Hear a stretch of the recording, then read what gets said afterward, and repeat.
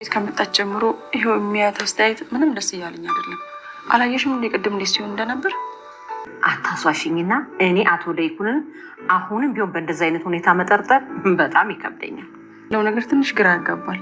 ዝምዬ ቅናቱ እኮ ነው እንደዚህ እያደረገሽ ያለው። ግባ እንጂ ኤርሚያስ። አንተ ደግሞ ምን አባል ሰራ መጣ? እረፍ ዳጊ። በነገራችን ላይ እኔ እንደው እየጠራሁት እና ወዳጥርን ነው። የሚገርምሽ ነገር ከተፈቱ በኋላ ባንቺና በናሁም ላይ ያደረጉን ነገር ገጠሮቹን አስቆጥቶ መውጫና መግቢያ አጥተዋል። ከዛ ሸሽተው ወደ አዲስ አበባ እየመጡ ነው አሉ።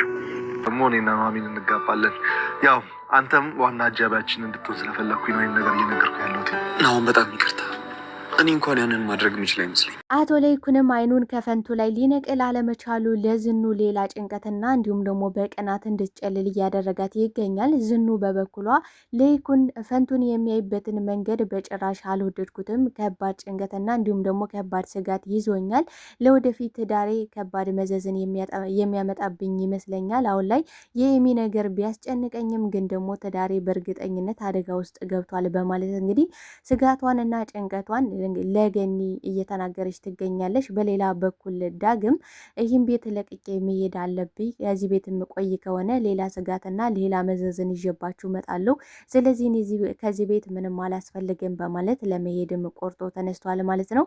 ናሁምም በበኩሉ ዳግም እንዲቆይና መሄድም እንደሌለበት እንዲሁም ደግሞ ሰርጋቸው እንደደረሰ ኤሚ ታከማ ስትመጣ ለሰርጋቸው አጃቢ አንደኛው ሰው እንግዲህ ዳግም እንደሆነ ነበረ እየነገረው የነበረ ግን ደግሞ ከዚህ ከቆየው ሌላ ችግርና ሌላ አደጋ ይፈጠራል፣ ይህን መሄድ ለዚህ ቤተሰብ ሰላም ነው በማለት እንግዲህ ሲናገር ተደምጧል ማለት ነው። በሌላ በኩል ሌላ ችግርና እንዲሁም ደግሞ አሁን ላይ ሌላ ፈተና ሊመጣባቸው እንደሚችል እንዲሁም ደግሞ እየመጣባቸው እንደሆነም ነው እናናዬ ስትናገር የነበረው የኑሐሚን አያት በበኩሉ አሁን ላይ መዘጋጀት እንዳለባቸውና በምንም ነገር መረበሽ እንደሌላቸው ያ ደግሞ የሚመጣው ፈተና ፍቅራቸውንና እንዲሁም ደግሞ ያን ቤተሰብ ሊያጠነክር እንደሚችልም ነው ስትናገር የነበረ።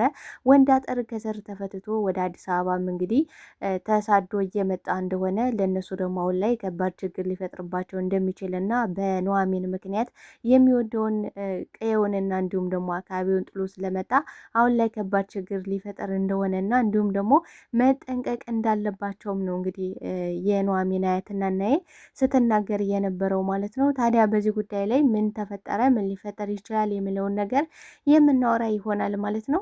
ሰላም ጤና ይስጥልኝ ውድና የተከበራችሁ የቻናሌ ቤተሰቦች፣ ተወዳጁን ድራማ ኑሐሚን ቀጣይ ክፍል ወደ እናንተ ይዤላችሁ መጥቻለሁ። በዚህ ክፍል ላይ ብዙ ነገሮች ተፈጥረዋል። ቀጣይስ ምን ሊፈጠር ይችላል የሚለውን ነገር የምናወራ ይሆናል። ታዲያ ተወዳጆች ቪዲዮውን ስትጀምሩ ላይክ እንድታደርጉና እስከ ቪዲዮ ፍጻሜ አብራችሁ እንድትቆዩ በአክብሮት እየጋበዝኳችሁ፣ ኑሐሚንና ናሁምም ፈተናና ችግር የማያጣቸው አሁን ደግሞ ሌላ ፈተናና ሌላ ችግር መጦባቸዋል ማለት ነው። እንግዲህ ዳግም በበኩሉ ከዚህ በላይ ይበቃኛል፣ መታገስ አልችልም፣ ይህን ቤትና ይህን አካባቢ ጥዬ መሄድ አለብኝ፣ ኑሐሚንን እያየው ከዚህ መኖርና መቃጠል የለብኝም፣ ከዚህ የምቆይ ከሆነ ደግሞ ሌላ ችግርና ሌላ መዘዝ ለዚህ ቤት ይዤ እመጣለሁ በማለት እንግዲህ ለመሄድ ቆርጦ ተነስቷል። ይህን ማድረጉ በእርግጥም ኑሐሚንን ሊተዋት አለመቻሉ ይህን ነገር መወሰኑ በጣም ጥሩ ነው ብዬ ነው ማሰቡ። ታዲያ ናሁም ምንድን ነው ያለው? እንዴ አንዱ አጃቢያችን እኮ አንተ ነህ፣ ስለዚህ አጃቢ እንድትሆነኝ እንደ ወንድም እንድትሆነኝ እፈልጋለሁ፣ እንድትሄድ አልፈልግም እያለው ነበር። እውነት ለመናገር ናሁም ልክ እንደ ገዛ ወንድሙ ነው እየተንከባከበውና እንዲሁም ደግሞ አንተ ከዛ ከሄድክ ማን ይንከባከባል ማለት ቤተሰቡ ሙሉ እዚህ ነው ያለው፣ ስለዚህ አንተ ደግሞ ከዛ ሆነ ባይተዋርና ብቸኝነት እንዲሰማ አልፈልግም፣ እኔ ምርጥ ወንድም ለመሆን ተዘጋጅቻለሁ፣ አንተም ደግሞ የደስታዬ ቀን አጃቢ እንድትሆነኝ እፈልጋለሁ ብሎታል። ይሄን ነገር ግን ዳግም ደጋግሞ ተናግሯል። እኔ በጭራሽ ይሄን ማድረግ አልችልም፣ እኔ ልቤንና ስሜቴን መቆጣጠር አልቻልኩም፣ ከቁጥጥሬ ውጭ ሆኗል በማለት እንግዲህ ደጋግሞ ሌላ ችግርና ሌላ መዘዝ ከመፈጠሩ በፊት መሄድ እንደሚፈልግ ተናግሯል። በነገራችን ላይ ዳግም በጣም እልህኛና እንዲሁም ደግሞ የሚወደውና የሚፈልገውን ነገር ለማድረግ ምንም ነገር እንደሚያደርግ ራሱ አባቱ ተናግሮ ነበረ ማለት ነው። ታዲያ አሁን ላይ ሌላ ፈተናና ሌላ ችግር የሆነ የሆነባቸው ማን ነው እንግዲህ ወንድ አጥር ወደ አዲስ አበባ መጥቷል። እንዲሁም ደግሞ ከእስር ቤት ተፈትቶ ከአካባቢው ወይም ደግሞ ከቀየው እንግዲህ በህብረተሰቡ ተባሮ ወደ አዲስ አበባ መጥቷል። የመጣው ደግሞ በኑሐሚን ምክንያት ስለሆነ የእስር ቤት የገባው ብዙ ነገር የሆነው ከቀየው እንዲባረር እና ከሚወደው ነገር እንዲለይ ያደረገው የኑሐሚን ጉዳይ ነው። ስለዚህ አሁን ላይ ለኑሐሚን ደግሞ በጣም ከባድ መዘዝና ከባድ ችግርን ይዞ ሊመጣ እንደሚችል በዚህም ደግሞ ራሳቸውን ማዘጋጀት እንዳለባቸውና እንዲሁም በአንድ ላይ ጸንተው መቆም እንዳለባቸው ነበር እንግዲህ ናናዬ ስትናገር የነበረው። ታዲያ አሁን ላይ የራት ግብዣ በማድረግ እንግዲህ ናሆምና ኑሐሚን ቤተሰቡ በደስታ እንዲመራረቅና እንዲሁም ደግሞ በሰላም ኤሚ ታከማ እንድትመጣ አሁን ላይ ደግሞ ቤተሰቡ ሙሉ እያወራበት ያለ ምንድን ነው የኑሐሚንና የናሆም ሰርግ አሁን ላይ ሁሉም ቤተሰብ ላይ መዘጋጀት እንዳለበትና ይህ ደስታ ደግሞ እስከ ፍጻሜ እንዲሆን ሁላቸውም እንግዲህ በጸሎትና እንዲሁም ደግሞ ደስታቸውን እየገለጹ ይገኛል። በሌላ በኩል ኤሚ በድጋሚ ከኤርሚያስ ጋር በፍቅር ወድቃለች ማለት ነው። ኤርሚያስም አሁን ላይ ከልቡ እንደተመለሰና እንደተጸጸተ እንዲሁም ደግሞ አሁንም ድረስ ይቅርታ እየጠየቃት ይገኛል። እሷም ደግሞ ኤርሚያስ በሚያደርጋቸው በሚናገራቸው በሚሆናቸው ነገር ሁሉ ይበልጥ እንደወደደችውና እንዳፈቀረችው እንግዲህ ከዛ በፊት ቤተሰቡ ሸርጉድ እያለ ቤተሰቡን ለመቀበል ማለት የኑሐሚንን ቤተሰብ ድግሱን አብሮ ለመካፈል እንግዲህ ሸርጉድ እያሉ ነበረ። ኤሚ ግን በበኩሏ በጣም እንደደበራትና እንዳስጠላት ነበረ። የህመሙም ስሜት ሊሆን እንደሚችል ነበር እንግዲህ ለፋንቱ ስትናገር የነበረው። ፋንቱም ተነሽና መዘጋጀት አለብሽ፣ እንዲህ አሁን እኮ የደስታችን ቀን ነው፣ አንቺን ልትታከሚ ልትሄጂ ነው፣ በዛ ላይ ደግሞ እናትና አባትሽ ከእስር ቤት ስለወጡልሽ ብቻ በዚህም ልትደሰች ይገባል እያለቻት ነበረ። ታዲያ በዛ መካከልም እንግዲህ ኤርሚያስ እየመጣው ነው የሚል መልእክትን ሲጽፍላት በጣም በደስታ ነበር የተዋጠችው፣ በደስታ ነው እንግዲህ የተሞላችው። ታዲያ ኤርሚያስም አሁን ላይ የኤሚን ፈገግታና ሳቋን ሲያይ በሷ ውስጥም እንግዲህ የነበረው ደስታና የነበረውን ፍቅር የሚታይበት ነበረ አይኑ ላይ እንግዲህ ምን ያህል እንደሚወዳት ምን ያህል እንደሚሳሳላት ምን ያህል በስስት ሲያያት እንደነበረ ሙሉ ቤተሰቡ እንግዲህ ትኩረቱን ለሱ ሰጥቶ እያየው ነበረ። አቶ ለይኩን በበኩሉ አሁንም ድረስ እነዚህ ልጆች የሆነ ነገር እንዳላቸው እንደሚዋደዱና እንደሚፋቀሩ በዚህ ተረድቷል፣ አውቋል ማለት ነው።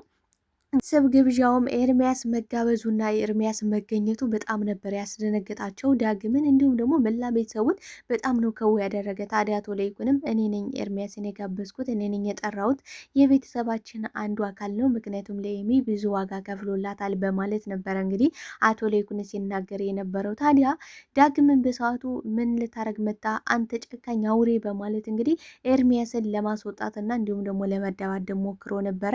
ያን ያደረገው ግን እንግዲህ ኤርሚያስ ይቅርታ እንደጠየቀና ያም ቤተሰብ አሁን ላይ ውለታ እንደዋለላቸው ኤሚን እንግዲህ ዋናውን ስራ እየተወጣው እንግዲህ ኤርሚያስ ነው ብዬ ነው የማስበው። ኤሚ ልጇን አላስወረድም ብላ ነበረ፣ ለመታከም አልተስማማም ብላ ነበር። በጣም ብዙ ቻሌንጅ ነበረው። ግን ምንድነው ያደረገው ኤርሚያስ ኤሚን በማግባባት መላ ቤተሰቡ ከጭንቀትና ከችግር እንዲገላገል አድርጓታል ማለት ነው በትንሹም ቢሆን። ታዲያ አሁን ደግሞ ኤሚና እንዲሁም ደግሞ ኤርሚያስ ምን ያህል በፍቅር እንደወደቁና ምን ያህል እንደሚዋደዱ እንግዲህ አይናቸው ውስጥ ላይ ያስታውቃል ማለት ነው። ይህ ነገር አቶ ለይኩንና መላ ቤተሰቡ ይቀበሉት የሆነ ይሄ ሌላ ጥያቄ ሆኗል ማለት ነው። ታዲያ አሁን ላይ ሰቡ በተሰበሰበበት ማህልም ፋንቱን እያመሰገኗት ይገኛል። ናሆምን በበኩሉ ወይዘሮ ፋንቱ እጅግ አርጌ አመሰግናለሁ፣ በይህም ቤተሰብ ከስንት ጭንቅና ከስንት መከራ እንደታደግሹ በፍጹም ሊገባሽ አይችልም በማለት ሲናገራትም እሷ ግን በጣም ነበር የደበራት። ምክንያቱም እንዲህ ወይዘሮ ፋንቱ ብላ ጥራይ ብዬ ደጋግሜ ነገር የነበረ ናሆም ፋንቱ ብቻ ብለህ እንድጠራኝ ነው የምፈልገው በማለት እንግዲህ ፋንቱ ናሆምን እየነገረችው ነበረ። ታዲያ ይህ ነገር ደግሞ አቶ ለይኩንን በጣም ነበረ ወደ ውስጡ እንዲያንሰላስልና እንዲያስብ ቆይች ሴትዮ ግን ማናት ምንድናት የሚለው ነገር በጭንቀት እንዲፈነዳ እያደረገው ነው። ታዲያ ይህን ነገር በማሰቡ ትኩረቱን አይኑን ከፈንቱ ላይ ሊነቅል አለመቻሉ ደግሞ ለዝኑ ሌላ ፈተናና ሌላ ችግር እንዲሁም ደግሞ በጭንቀት እንድትፈነዳ በቅናትም እንድትቃጠል እያደረጋት ነው። ታዲያ ይህን ነገር ስላላስቻላት ምንድን ነው ያለቻት ለገኒ፣ ይኸውልሽ ገኒ እኔ ችግሬንና የውስጤን ብሶቴን የማናግረው ሌላ ጓደኛ የለኝም፣ ግን ታውቂያለሽ ለይኩን ፋንቱን የሚያይበትን መንገድ በፍጹም እየወደድኩት አይደለም። ይሄ ነገር ለትዳሬ ሌላ ችግርና ሌላ አደጋ ሊያመጣብኝ እንደሚችል ነው አሁን ላይ እየተሰማኛለ። በዚህ የልጄ ጉዳይ አለ። የልጄ ነገር በጣም እያስጨነቀኝ ነው። ልጄ ታክማ እስክትመጣ ድረስ ይሄ ምርመራ ቀላል የሚባል ነገር አይደለም። ታክማ እስክትመጣ በሌላ ጭንቀት ሆኖብኛል። በዛ ላይ ደግሞ ለይኩን ፋንቱን የሚያይበት መንገድ ደግሞ ሌላ ችግር ሆኖብኛል። እኔ ፋንቱን እንዳልናገራት አሁን ላይ ለልጄ የልጄ ህይወት ያለው በፈንቱ ላይ ነው። ስለዚህ አሁን እኔ ምንድነው ማድረግ አለብኝ? ትዳሬ ደግሞ አደጋ ላይ እንዲወድቅና በድጋሚ ይሄ ቤተሰብ እንዲበተን በፍጹም አልፈልግም። እኔ ደግሞ ለይኩንን አጥቼ መኖር አልችልም። ይኸውልሽ ለይኩን ማለት ለእኔ በቃ ልክ የእስትንፋሴ ሳምባይ ማለት ነው። ይህን ነገር ደግሞ እንዴት አድርጌ ማስቆም እንደምችል በፍጹም አላቅም ነው እያለች የነበረ። ግን ደግሞ አሁን ላይ ገኒ ለይኩን እንደዚህ አይነት ነገር ሊያስብ እንደማይችል መረጋጋት እንዳለባት፣ ምናልባትም የሚያውቃት አይነት ስሜት ተሰምቶት፣ ምናልባትም ደግሞ ወንዶች እንግዲህ የሚወዷትን ሴት ማለት በቃ ቆንጆ ከሆነች አንዲት ሴት ትኩረታቸው እዛ ላይ እንደሚሆን ይሄ የወንዶች ባህሪ ሊሆን እንደሚችል ነበረ ስታስረዳት የነበረ። ግን ደግሞ እዛ በፊት እንግዲህ አቶ ለይኩን የምርመችን ፋንቱን ወዷታል ማለት ነው። ምክንያቱም ከዚህ በፊትም ወዷት አፍቅሯት ነበረ እሷ ጋር ልጅ እስከ መውለድ ደረጃ የደረሰው አሁን በብዙ ውጣ ውረድ ስላለፈች እና እንዲሁም ደግሞ የመርሳት ችግር አጋጥሟት እንደነበረ ጎዳና ላይ ስለቆየሽ ሲቀጥልም ደግሞ የመኪና አደጋ ደርሶባት ስለነበር ብዙ ነገሯን ስላጣሽ ልጅን እያለሽ እንግዲህ ስለተጎሳቆለሽ እንጂ በጣም ቆንጆና ልዕልት ስለነበረች ከለይኩን አይን ውስጥ ገብታ እንግዲህ እሱም ደግሞ ወዷትና አፍቅሯት ልጅም እስከ መውለድ ደረጃ ናሆምን የመሰለ ልጅ እስከ መውለድ ደረጃ ደርሰው ነበረ። ታዲያ አሁን ላይ እየተሰማው ያለ አቶ ለይኩን የሚያውቃትና የሚወዳት አይነት ስሜት ነው እየተሰማው ያለ። ይህ ነገር ደግሞ ለትዳራቸው እውነትን ለመናገር በጣም አስጊና ሌላ ችግር ያመጣል ብዬ ነው የማስበው። በእርግጥ ፋንቱ አሁን ለምትፈልገው ምንድን ነው ናሆም ልጇ እንደሆነ እንዴት አደርጋ መናገር እንደምትችል እንግዲህ ምን ብላ ነበረ ለአቶ ለይኩን እንዲህ ስለ ቤተሰቦችና እንዲሁም ደግሞ አንዳንድ ነገር ስለ አንቺ እንድትነግሪኝ ነው እንፈልጋለን ሲሏት፣ አዎ ያለኝ ቤተሰብ በእርግጥ አንድ ነው፣ እሱም ደግሞ እኔ ነኝ እንጂ የማውቀው እሱ እኔ ቤተሰቡ እንደሆንኩ በጭራሽ አያውቅም በማለት ነበረ እንግዲህ ለቤተሰቡ የተናገረች። ታዲያ በዚህ ሰዓትም በጣም ነበር የደነገጡት። ምን ማለት ነው? ቆይ እሱ ነው እንጂ እኔ ማለት እኔ ነኝ እንጂ እሱ አያውቅም ማለት እንዴት ነው አልገባኝም በማለት በጣም ግራ ተጋብተው ነበረ። ግን አቶ ለይኩን አሁን ላይ አውቋል።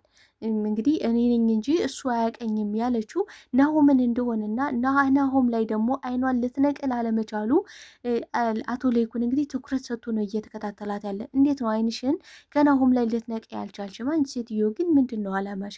ምንድን ነው ተልእኮሽ? እያለ ጥያቄ እየጠየቃት ነበረ። ግን እሷ ምንም አይነት ተልእኮ እንደሌላት እና አጋጣሚ ኑሐሚን እንዳገኘቻት እዛም ቤትም ይዛት እንደመጣች ነው እንግዲህ እየነገረሻቸው የምትገኘው። እውነት ለመናገር ኑሐሚን እዛ ቤት ስታመጣት ይህን ነገር አውቃ ምናምን አይደለም።